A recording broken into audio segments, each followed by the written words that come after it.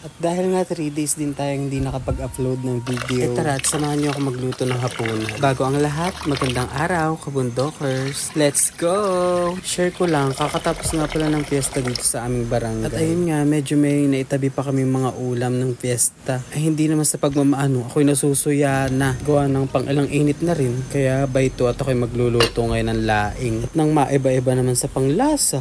At ang tiyan ko pati ay parang hindi na matunaw-tunawan. Gawa ng puro karne na laang. Walang halong eme ha, pero true. Nakita ko nga pala to kanina, itong aming tanim ng palaya. Medyo natuwa ako at gawa na may bunga na. Ay nako, basta ang palaya ang usapan, hindi ako mananawa. At kahit gaano pa kapait iyan, ay laban na laban ako tiyan. O ay siya ito at malapit na maluto ang ating laing.